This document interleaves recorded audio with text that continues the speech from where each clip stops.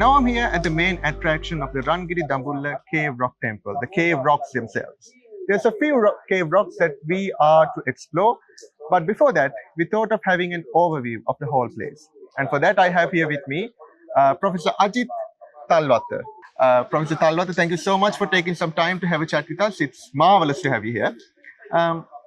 Professor, the Rangiri Dambulla Cave Rock Temple, it's a place that goes beyond spirituality. It's a place that holds immense archaeological value. Can you tell us a bit about the archaeological value of the cave rocks themselves? This place is very important in Sri Lankan history. There are so many historical places in Sri Lanka. In Anuradhapura, Polonnaruwa, Kandy, and southern country also very important. But in this central point, the Matale district, the Rangiri Dambulla is a very important historical places. What is the reason? There are so many historical evidence we can collect from here. So in the first of all, we can see that there is a other side the prehistory site in the Ibankatuwa. That is the main point, as well as in otherwise is the Sigiriya. It is a very important. These places related to the nearly 4 periods: the prehistory, the Anuradhapura, and Polonnaruwa, Kandyan, and the modern periods. So in these places, when we study we can see so many archaeological sources around the Dambulla. Especially, we know there are so many inscriptions. We can find out nearly 160 inscription around this temple. As an inside also, there are several inscription. We can see some find out the evidence, as well as there are so many literary sources, especially Mahavansa. Because of in the first time, it is a build up the king Walagamba, but in our main literary source is the Mahavansa. But in these books, we can't find out enough detail from the Walagamba and other sources. Thupavansa and Deepavansa look like that thing. We can find out the several history and detail about this place. So in this temple, there are 5 caves temple, but different kind of the Buddha statues and paintings and etc. Very recently, the Dambulla becoming very popular because of the so many local and foreign tourism industry step by step developing. So many people come in and visiting and enjoy this place. It indeed has become very popular, Professor. As you mentioned, it's a marvelous place to be. It has been named UNESCO World Heritage Site. Now, there were a few things that I really liked about your overview, and one point is that there are a few other places surrounding the Cave Rock Temple that people often miss out on. Even I have been here many times, but I believe some of the places that you mentioned, I have missed out on. Can you tell me a little bit about these places? We can see the Ibankatuwa. It's a prehistoric site around the Sri Lanka. Pahi and Gala, Batadobol and Kuruvita, there are prehistoric places. But in this Ibankatuwa is very important because of it's a prehistoric burials we can find out. In the ancient time, people burials their bodies different kind of method. So this one is very important, this place. As well as in other hand, we know this is a Rajamawatha. When king ruled in the country, they came to this place, so we call the Rajamawatha. There is a Somavati pagoda. That pagoda is very important because of the several reasons. King Walagamba's queens, Soma Devi, when they escape because of the enemy, the Cholas, South Indian. So she get down and the king escape into that, protect their life. Finally, pagoda built up after the king becoming the wind. In other story, The king Soma Devi came to this place and he offering their ornaments to the Buddha statue, but woman's ornament is not suitable keeping inside of the Buddha. So after that, the ornament keep in that pagoda and build up. So that very interesting. But so many people never enjoying or worshiping this place. But it's a very important. We keep it in the mind. Dambulla, not only this place. There are so many historical and archaeological sites around one.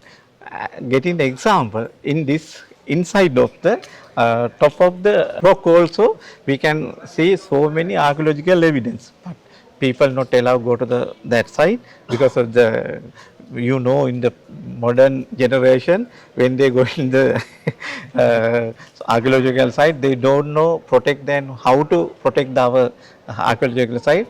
There are so many problems, so we can see this area and like that things. Very true, Professor, and that was a great insight as to surrounding sites of importance that you just mentioned, and I'll surely add them to my list next time I come around here. Now, as I was having a chat with you a while ago, you said a very interesting point about the Vishnu temple right over there, how credible it was back in the days, even in courts of law. Can you tell us a little bit about that, and then we'll jump straight into exploring the Yeah, caves? actually, it's the Vishnu. In Sri Lankan history, most important is the Vishnu. I explained about that. In the ancient time, under the British up to the 1832, when introduced the coal book Cameron reforms, before some people come in and gather in, they worshipping and agree some things. The court also believe that their idea. So king at that the Vishnu, he's a most powerful god in around the Dambulla temple. People doing their rituals, offering so many paddy and other things. So I think there is a Vishnu culture around the Dambulla. In the present year also we can see. So those are some very interesting points, Professor, and they certainly aroused my curiosity quite a bit. Now, I can't wait to go and explore the caves with you and to see what the caves hold in store for us. So let's go in and check them all out. Thank you so much, Okay, Professor, thank for you. your Okay, overview. let's go.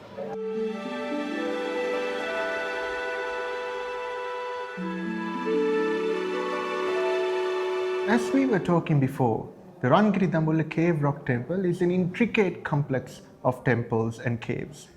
This one cave has been divided into several temples, and now we are at the first one of these temples, the Devaraja Vihara. And to tell us all about it, I have here with me Dr. Kusum Siri Kodituakku. Dr. Kodituakku, thank you so much for taking some time to have a chat with us. Dr. Kodituakku, why don't you tell me about what this place is, what the Devaraja Vihara is all about, and this stunning structure right behind us. The Devaraja Vihara is considered the oldest shrine room in the Dambulla Cave Temple complex. The special feature here is a large reclining statue carved out of rock. There is also a Vishnu Devalaya. Additionally, several creations belonging to the early Anuradhapura period can be found at this site. Mr. Kodituakku, now this is the first one of the temples, we were chatting before and you said this is the first one of the temples that are here. Can you tell us a little bit about how many temples are here and how the whole cave structure has been divided? The Dambulla Cave Temple complex is divided into 5 shrine rooms within this single cave. It has been divided into 5 sections. The beginning, or the original shrine, is the Devaraja Vihara. After that comes the Maharaja Lena, then the Pachima Vihara, the Maha Alut Vihara, and the Devana Alut Vihara, making a total of 5 sections. Among these, we can identify 3 caves or shrine rooms that contain the oldest historical evidence. Dr. Kodituakku, thank you so much for giving us some wonderful insights into this temple. It indeed is stunning to see such a massive structure being built some many hundred years ago when there were no modern machinery. It indeed is marvelous and incredible. Dr. Kodituakku, thank you so much for taking some time to have a chat with us, and I can't wait to go and explore the rest of the caves with you. Thank you very much. Now, as we were walking and as we were on our way to explore the rest of the caves, I couldn't help but notice the structure right behind us. It has been sectioned off and it has the most unusual name, a Gull Katusaya. Roughly translated into English, it reads Stupa of Stone Tools. Dr. Koditoku, why is this structure here and why has it been named such? Why has it been given such an unusual name? There are several stupas inside the Dambulla cave temple. Each of these stupas, or dagobas, is associated with traditional folklore. Among them, the first one we encounter is the small stupa located behind us where we are standing now. This stupa is known as the Galkatu Seya. The term Galkatu refers to the metal chisels and tools made of iron or steel that were used to carve the rock statue we previously saw in the Devaraja Vihara. That statue was created directly out of the rock. According to folklore, the tools used to carve that statue were deposited inside this stupa, and the stupa was constructed to enshrine them. That is why the name Galkatu Seya is used. However, this is only a legend. What is significant here is that we can identify a tradition of constructing small stupas inside cave shrines. From an archaeological perspective, this stupa can be understood as part of that architectural tradition. It really is the most interesting tidbit and the most interesting insight into this structure because you really see the reverence that went behind building these structures. We just saw in the Devaraja Vihara a massive stone structure being built. And in addition to that, what they have done is they have collected all the tools and equipment that they used to build that statue, and they have built another structure here containing all of that. What a way to explore history. Dr. Koditoku, thank you once again for giving us these valuable insights. These are places that a lot of tourists miss actually. It has been sectioned off. So it really is very valuable to get these insights from you. Thank you very much.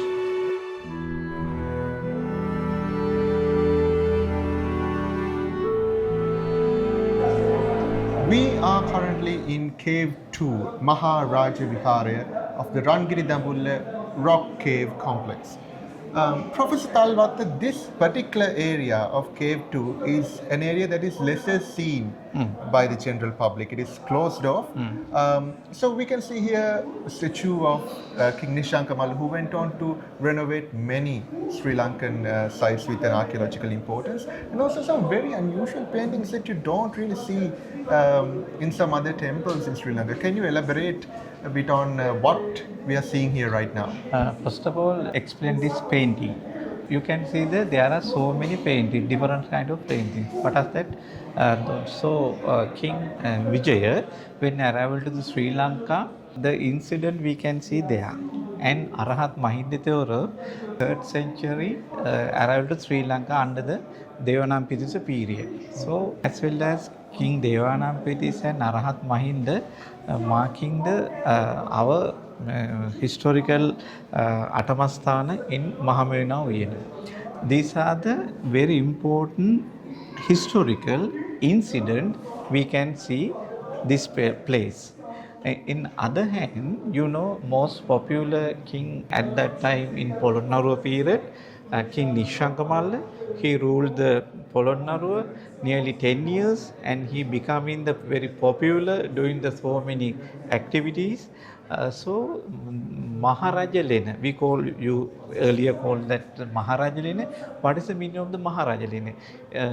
This temple built under the several kings. So people believe this statue our King Nishankamalla. So he is the Kalinga dynasty, related to the Kalinga dynasty, and he is doing the so many development in golden this temple. So these are the statue very difficult to allow to the other people because of the it's some inside. Now also we can there are some patches due to the some various kind of reasons. So now archaeology department and CCA conservation these things is very important to protect to our future. I think there is one of the you can see the some so many fishes. So very important one in our temple when painting to the research, giving so many ideas. I think this is one of the sea because of there's some ships as well as the when arrival our king Vijaya from Madura Pura in India. So it's a very important. There's so many important events in this place. So finally, I can give them some idea. These are the very important paintings, our historical value those days. Very well said, Professor Talwaththe. Like we said even before, this temple, although it is called a temple, it goes way beyond spirituality. It gives us an almost complete account of Sri Lankan history, arrival of King Vijay, arrival of Mihindu Thero, and so many more things. And like you mentioned, King Nishankamalla is a very crucial figure in this temple because Rangiri Dambulla, the name itself translates to golden rock. And it was named Golden Rock because King Nishankamalla painted all the statues in gold. What an incredible insight. And the insight you gave me makes me proud to be a Sri Lankan to think that our ancestors did all of this. Yes, as a Sri Lankan, we can become very proud. We have good history, good past. So we have some strong energy in the past history. Very, very true, Professor. And I can't wait to explore the rest of these caves. As I was walking around, I was mesmerized by how intricate all these paintings are. So, shall we go and check it all out? Okay.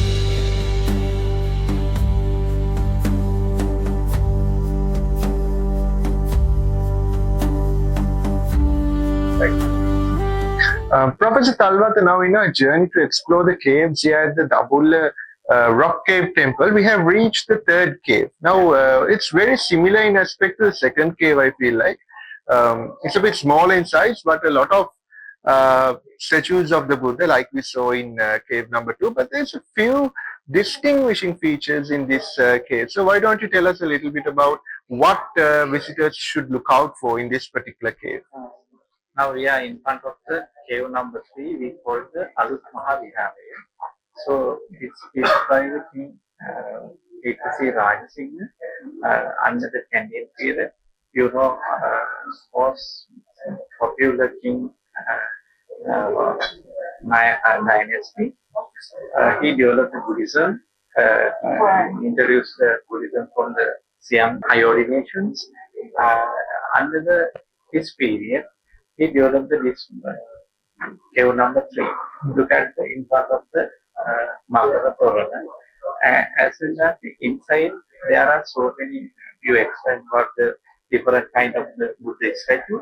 Among these, there are important one. What's that? It is Sirasinghe king statue. So this statue, there are so many different kind of things.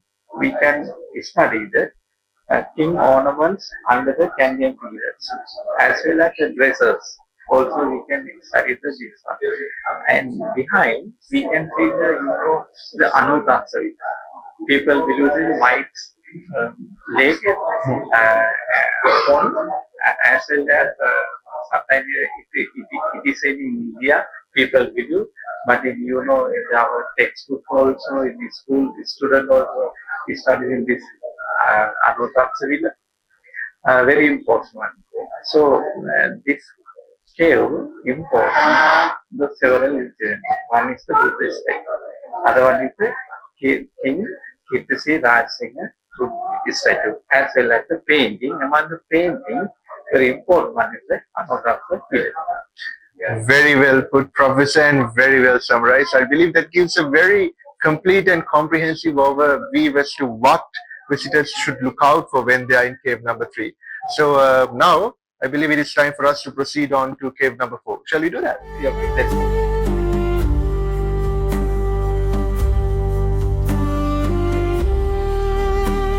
Professor Talwaththe, now we have reached cave number 4 in this very intricate cave complex here at the Dabulla Rock Cave Temple.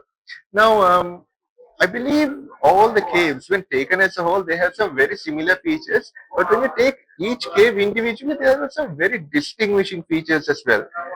We saw that happening in cave number 3. We saw that happening in cave number 2. Now we are at cave number 4. Professor, why don't you tell me what I should look for if I were to go into this cave, the unique features of this cave? In this cave, uh, there are too many. There are two reasons important. What is that? Okay. One is the King Valagamba's queens. So Mahadevi, he offered the ornaments this place. So when the ornaments collected and build up the stupa inside and Buddha statue in the side. That is one reason. And other one is that there is a Pancha Buddha statue inside. It is similarly, normally we can see the different side of the Buddha statue and different side of the painting sections. Like you said, Professor, now in here we find a stupa filled of a queen's jewelry, King Malagamba's queen's jewelry, and over there we saw another stupa filled with a number of equipment used to carve stones. It really seems to be a recurring theme in this temple, doesn't it? Yes, actually, now in the Canadian period, Canadian Talmadiga, we can see the different kind of offerings by the king queens. People worshipping to the at all the things. In this place also, people it's a thinking, it's a spiritual things. That's very, very interesting to hear, Professor Palawaththe. Now, I believe the stupa that we find in here is also a very famous stupa. I believe it is called the Somavati stupa. So, Soma is the stupa in the down level. But people believe their jewelry deposited this here inside this cave. That is right, and I'm sorry for my mistake. So viewers, there you have it. Many, many things to see in this cave rock temple, and indeed, if you were to come in here, you'd see a stupa filled with Queen's jewelry, King Valagamba's Queen's jewelry. So do come here. It's the only way you'll get to experience this in real life. And Professor, now we have covered cave number 4. I believe we have just one cave left, cave number 5. So let's proceed on to that and check it out.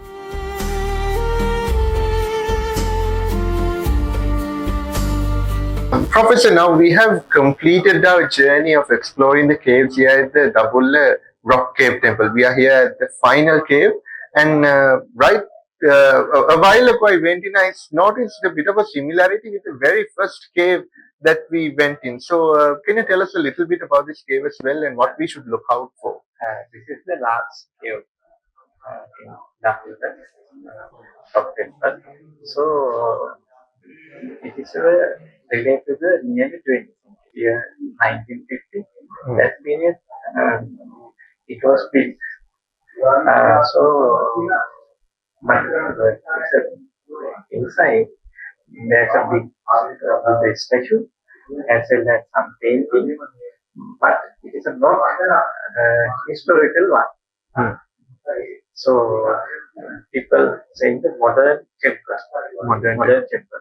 Anyway, it is a very important Dabulla site. So during when local and foreign visitors come in, they also worship it and visiting and study this place. It's a very important one. So 1, 2, 3, 4, and 5. It's I think in Sri Lanka, most beautiful as well as special Buddhist statues and goats and paintings and different kind of the item we can see and enjoy this place. Very true, Professor. And what I noticed was that you said it was built in the 1950s, so a very recent addition, not even 100 years old. Yeah. Anything becoming the 100 years, it's became the historical materials. Right. So this is not yet historical, but it will be in 25, 24 years' time. Yes. Professor, it was a wonderful journey of exploration we had. I have been here several times with Dabulla Rock Cave Temple, but this is the very first time that I had an in-depth overview and in-depth review of the whole place. It really goes to show why it was named a UNESCO World Heritage Site, because of the beautiful paintings, the beautiful carvings, the beautiful statues. Everything is just magnificent. And what goes beyond that is that this is not just a temple. It's not something that is built just for spirituality. It is something that goes way beyond it. It's something that gives you a detailed account of Sri Lanka's history, a detailed account of Buddhism's history.